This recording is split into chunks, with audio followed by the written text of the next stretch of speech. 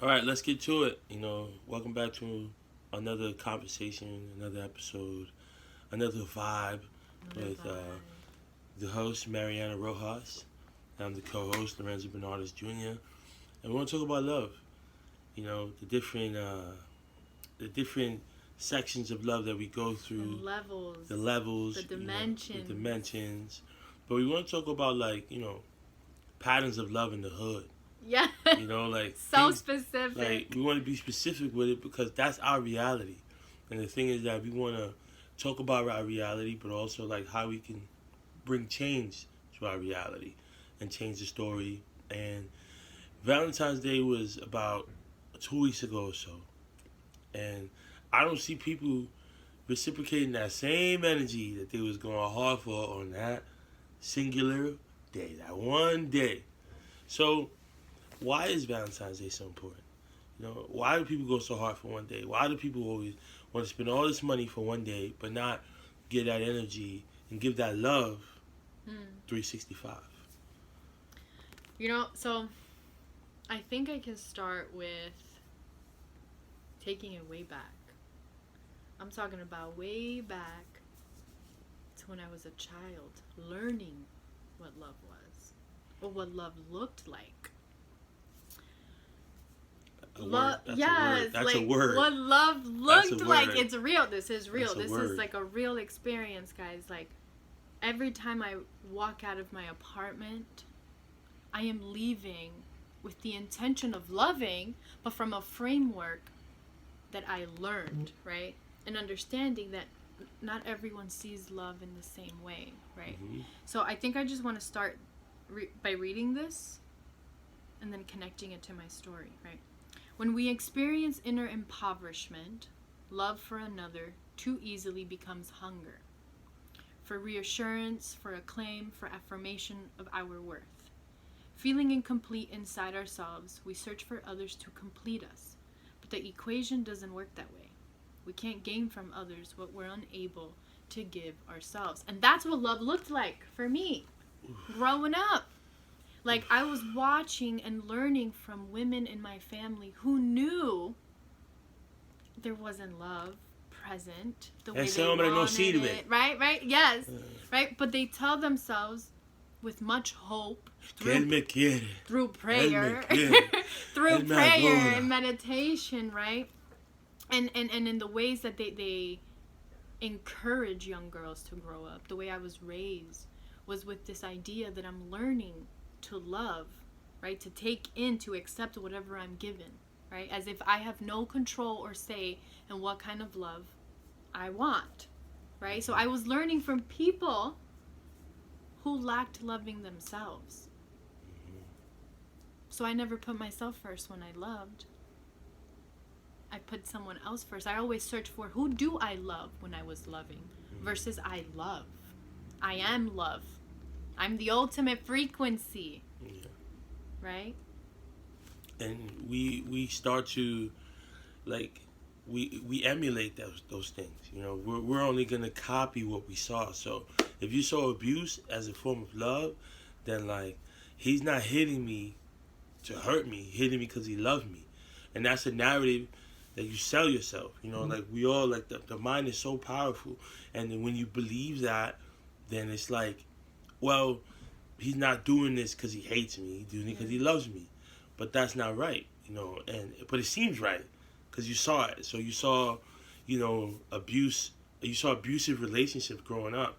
So then that's your definition of love. Like you sell yourself. Oh, I want to be slapped a little. I need to be choked a little. And to keep things spicy. And but it's like he's not seeing that. Like he's gonna knock you out someday. You may not wake up. He may take it too far someday. And when it's too far, too far. Yeah. And by the time you notice, it's gone too far. And Or is that love? What kind of love is that? it's a form of it in a way, but it's another one of those toxic hood cycles. Together, not together. Putting our hands on each other. It's love, but it's like it's not healthy. That's not healthy for nobody. Because that creates fear. We already come from generations of fear. You know, we fear so many things, and we're taught to fear, and we're some people, you know, the system imposes their fear on us, and the last thing we want to be with someone we fear. Yeah. So that's just adding more But they fear. remind us of the people we thought loved us and taught us to love. Yeah. So we believe it is love, right? Yeah. Like almost every boy that I've dated resembles in a way my grandfather. Yeah. Or every friend that I've met resembles in a way my grandmother. Yeah. Because those people in my life have framed what love could look like. What it looks like for you. And then you sort of kind of they make the values those people may carry, or the charisma they may have. And their ethics. It's their ethics and how they communicate. Here's the thing. We all have different love languages. We don't have, and this is something I learned later on, is that my love language was not the same as my grandmother's, not the same as my grandfather's, not the same as my mother's. It's not. My love language is books. Yeah. My love language is writing. My love language is like holding a hand, right? Whereas for my grandmother, love language is food. Yeah. She wants to feed everybody. You come into her house and you say no to food, you're saying no to her love. Yeah. Like you're saying no to the only way she knows how to self-express love for herself. When my grandmother's in the kitchen, it's for no one else. Everybody thinks they're getting a plate, and we do. We get a plate. Yeah. But that love that she just made in that kitchen was for her. Yeah. My grandfather's love language, painting. I came to learn that later on in life, that all those times that I had to be forced to sit down next to him, watch him paint, and read poetry to him, I was learning that that was his love language. Yeah. I think for a lot of people, it's trying to understand one another more. And I think we have to stop living on the surface. But digging deep is scary. But why don't we want to dig deep? Because I do it. I It's do hard. it too. We do the work, yeah, but how can we help people to dig deeper then? Yeah, I mean, we just have to. You're gonna be a better version of yourself, knowing what's beneath, right? And once you're knowing what's beneath, and helping that come to light, that light shining on that problem is only gonna help you flourish, right? So it's like we're all plants, but it's like we got a bad root. You know what I'm saying? Yes. But once you dig and you fix that root and let some sunshine shine on it, you flourish. Now your leaves are blossoming and you're feeling better and you're smiling and you get your courage back and I love that you bring up the plants, Lorenzo, because that's actually one of my first lessons in life was like how to take care of myself through plant tending. Like my grandmother, like when I lived with my grandmother, I had to water the plants every morning. And in Dominican Republic, I had to water them in the afternoon when the sun went down, right?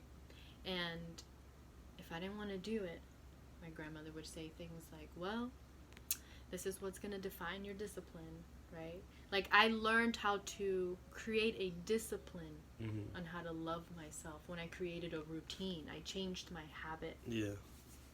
Practice better habits. Yeah. You know, things that are going to enrich you, things that are going to make you feel better. And I think when you change your environment, right? Like we were joking about it, but you know, you still looking for that man in Dykeman. Like you still in Made in Mexico, you still in Mama Juana, you know, and then you at every spot looking for the same man who's gonna play you. And he plays you. Or who wants to come back around later in the future. You know what I'm saying? He's still working on himself. And it's like you still hanging out in that same circle, expecting different results. Like if a different man is going to suddenly appear. You're a different and girl. You in your early 30s, still out there, which is nothing wrong, but it ain't ladies' night every weekend. You know what I'm saying? Like, it don't have to be that. You know? And then for men too, like, you still looking for that same girl in Dykeman. You know what I'm saying? She looking for somebody to pay them bills, boy. Yeah. You know what I'm saying?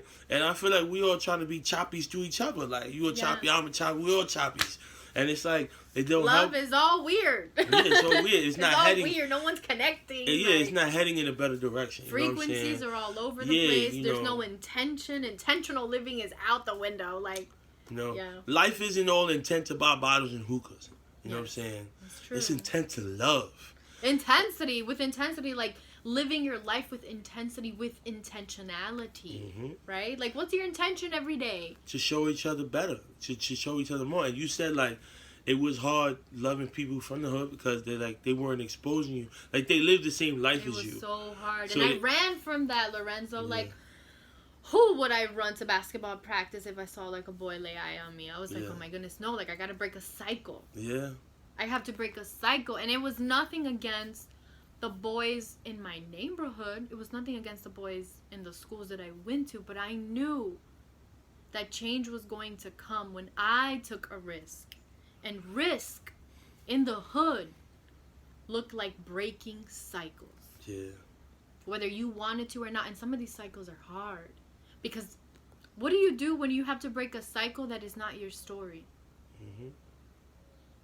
Like, how do you navigate that? Like, how do you love within a context of challenge, of difficulty, where pain became the primary concern, right? Or the primary escape tool. Like, I don't want to go through this, so I'm just going to ignore this. Yeah. We got to stop ignoring things. That's the thing. I said I love you for the first time when I was 12 years old, on the 2 train, on the last stop, on a night of April of 2007. What made you say it? My grandmother. I just got up and she was dropping me off at a shelter, and I woke up and I was like, this could be it. Yeah. Like, this could be the last time we take the train. Yeah. So you learn to maneuver through things. And I feel like love for us is an experience. You know, love for us is not being afraid to be vulnerable. And I think sometimes when you're vulnerable, it could also usually lead you to being blind. Yeah. But also just, learning like self-worth. And love is also trial and error. Like, I think we all love different people for different reasons. You're not going to love everybody the same way. Like, people who, who get divorced and remarry, like, they're always going to have love for that person. Like, no matter how much... Well, love is fluid. Yeah, love is fluid. So love is not fixed, right? Yeah. And this is some of the problems that we see a lot in our time still, in our generation, with marriage. Like, the connection with, like, you meet somebody and you feel like you need to immediately get married. Yeah. Immediately get married. Like, it's like there's no talking about it. Like, this is what you have to do. Yeah. However, whose story is that? At the state level, at the capital level, right? At the generational level, at the impact level, and like your personal level. Like, why are we rushing into things that taught us how not to love? Yeah. That's hard. We haven't learned. Like, if you haven't found self, like, so you may have good luck finding mates, like people, to date. Like, there's people who's been in 20, 30 relationships, and it's like, so meeting people may not be tough, but like, as you can see, keeping people is tough, so it's just like, you could feel like, oh yeah, whatever, like, I've dated so many people, but it's like, what is it about all those things that didn't work? What falls out? What haven't you figured out? Because then that's a pattern too. Like, I'm pretty sure if there was 20 relationships, more than 50% of them ended for the same reason. Yeah. And that's what happens with the majority of it. It's the same cycle, the same pattern, the same behaviors. Same thing your parents did. Same things your parents did. When you're looking for people in certain settings, that's going to be the same behavior because look where you met them. So, and, you could have luck. Maybe you call somebody on a night out, that's not their scene every night. They're just hanging out with the fellas or hanging out with the girls. So that could just be the, you drew a good stick that day. Yeah. But there's never going to be that perfect person. And I feel like with social media, it's trying to paint perfection. Yeah. But love is not perfect. Love is behind love is suffering and pain. Yeah. And accepting that suffering and pain and the trenches of love is what's gonna let and love bringing flourish. it back to you. That's the thing too. It's like we're in these relationships, and yes, there's co-creative pain, and there's co-creative suffering and co-creative struggles. But that co-creation comes back to you. Like, how are you connected to yourself? Yeah. Right? And how do we identify? Like, maybe this is part of what you're saying too. It's like learning how to identify when it's done. Like, it's time to move on. Yeah, it's over. Because we've given there's no growth anymore. Yeah. The plant has died. You've exhausted. Not the plant. The root has died. That's different. Because you can make a plant live. Like, I've touched plants that you would have told me they're dead. They're dead. Yeah. You know? But then if the root, that foundation of that plant is dying or is dead, you have to ask yourself, how will you grow? Because love grows.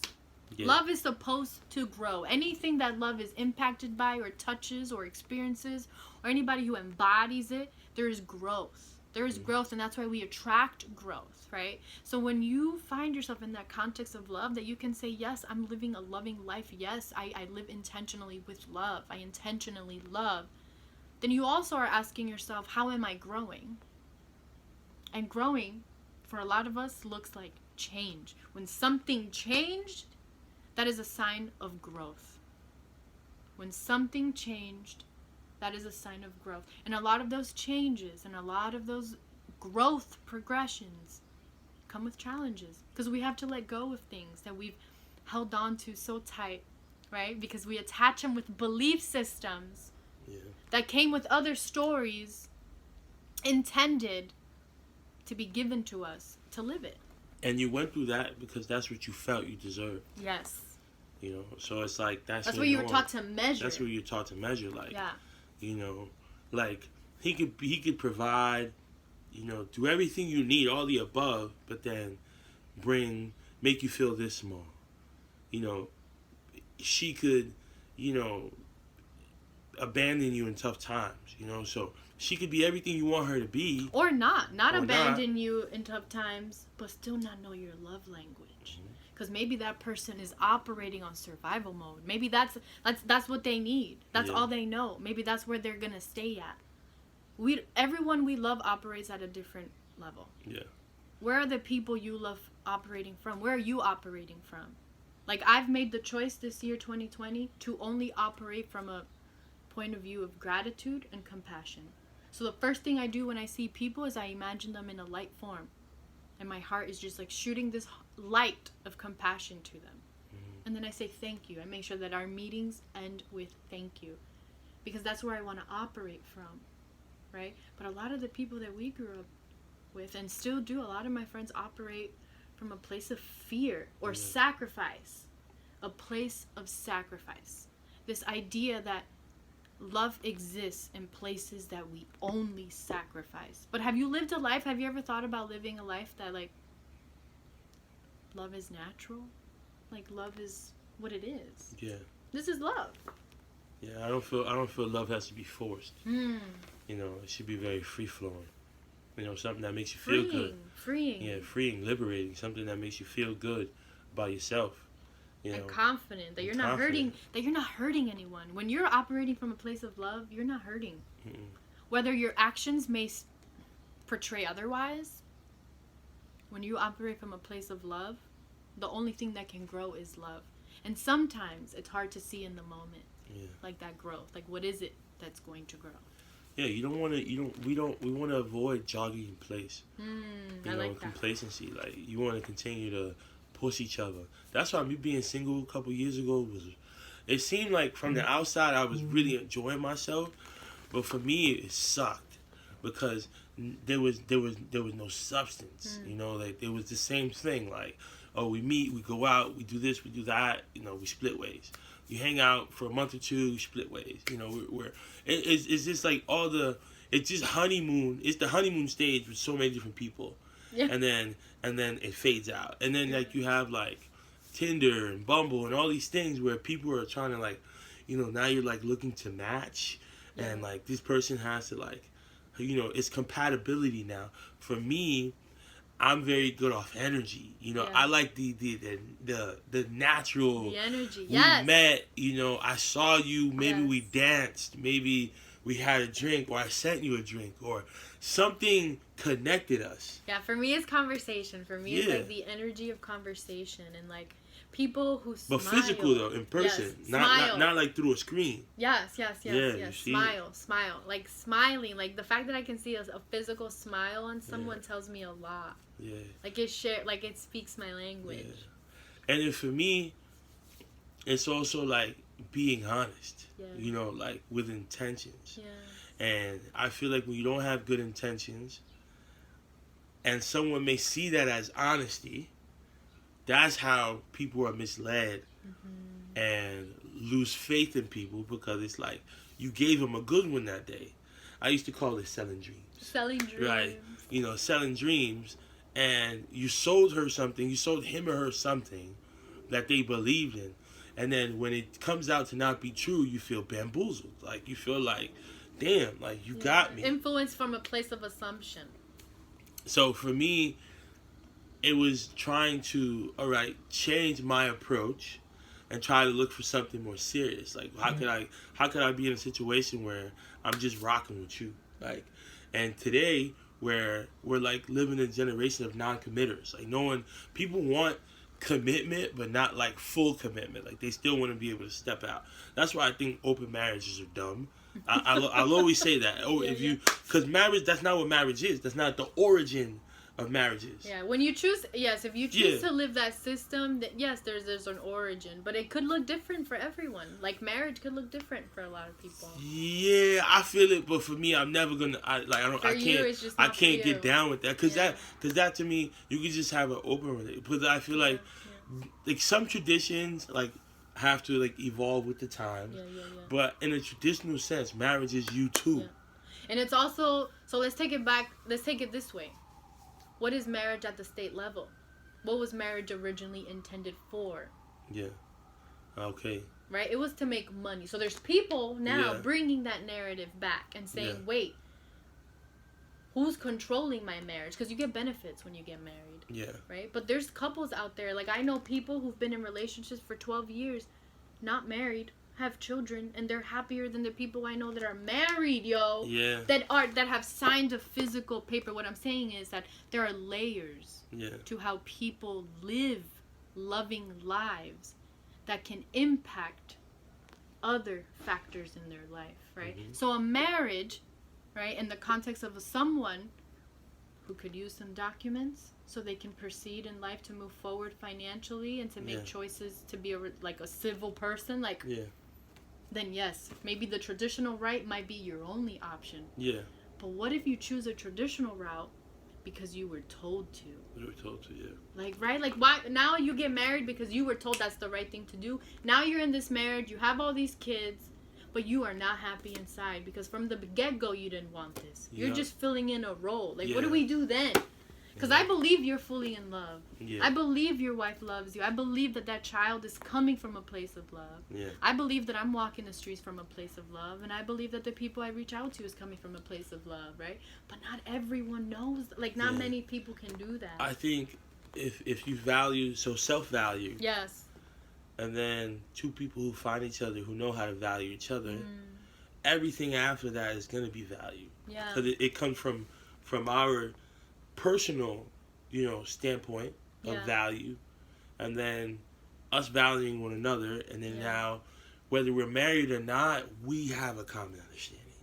It's about us, not because everything is so generalized nowadays. Because you make the wedding photo is not before, like, for memories. It's to post it right now. You know what I'm saying? Like, so it doesn't have the same, like, the origin of it. Like, it's like wedding photos for our kids, hang up in the house and to, have it. But it's like... It's symbolic. It's symbolic. That's what I'm talking about. So a lot of these traditions and systems, right? Like marriage, it's a system, right? That influences our frequencies and our practices and our belief systems around love. right? But all these systems, what they do is create symbolic order in our life, right? And we use it as tools of communication and engagement with each other. Yeah. But if you and that's just science. Like, that's the science of a system. Like, we're talking about love as a science. When you're talking about love not as a science, none of those systems matter. And that's what I'm trying to get at. Is that does it even matter if you're married at the end of the day? It don't. It don't. Because the frequency of love doesn't live at that physical level alone. Yeah. Marriage is part of our physical world. Yeah, you in your fourth marriage, boo. You know what I'm saying? And that's okay. Like, that's all right. You learn in love. You learn in love. Like, it's all right. You know, we get it. You know what I'm saying? It's cool. You still learning. Oh my gosh. You still growing. Yes. You know what I'm saying? Yes, you're growing. Like, when you are in love, it's because you're choosing to grow. Yeah. Like, you're choosing to grow when you love. Yeah, absolutely. That's why I love my friends. I love my partner. I love my family. Yeah. I love anything I put my heart into. Anything I choose to do, Marianne's going to do it with her heart. Like, that's where I operate from. I think that's why we have success with the youth. Because it's coming from a place of love and passion. Yes.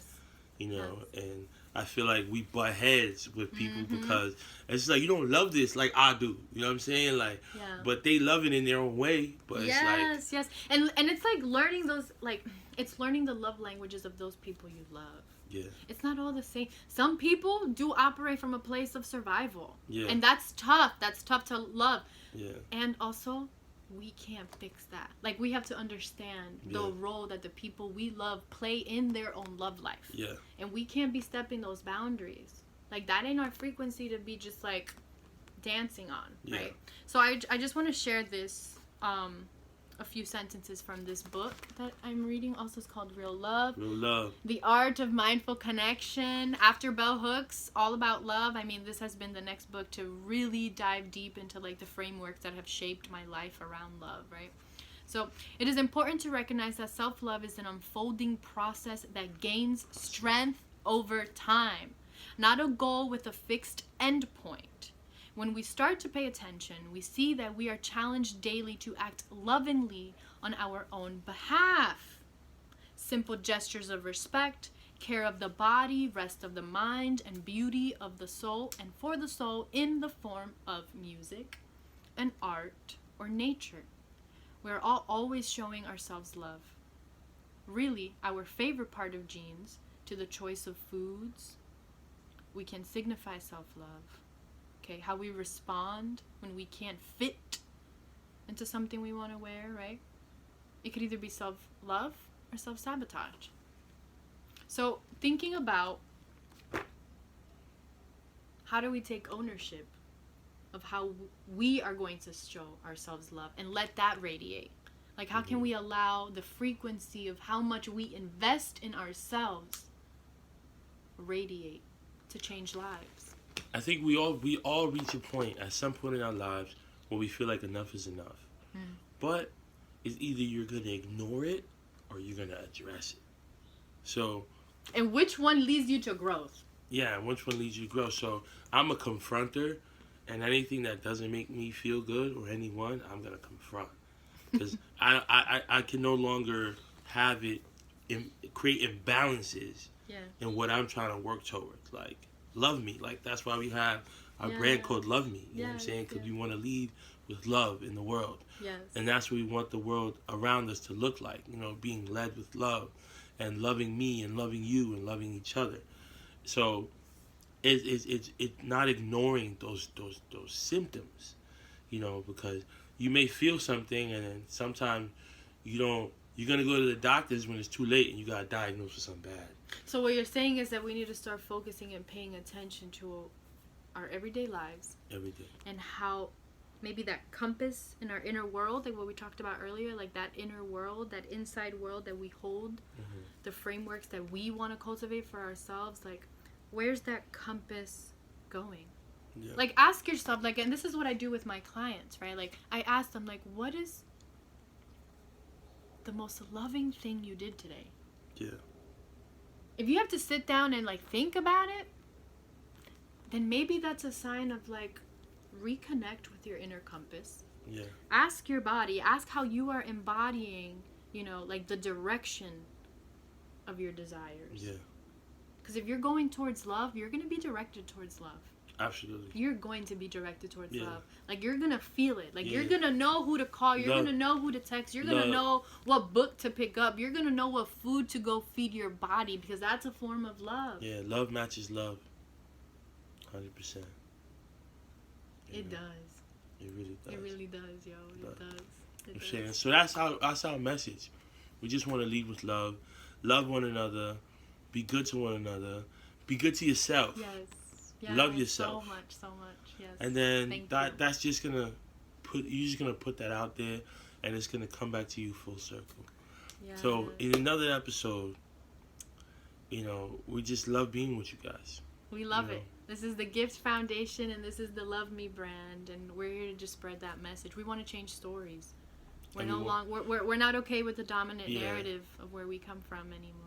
Yeah, we want to rewrite our own stories, not live the stories that people say that we're attached to. And identify how to change them. Yeah, we're gonna attach ourselves to our own stories that we made, that we felt like expressing. And now we're living loving lives, full of love. Love is the way. Love.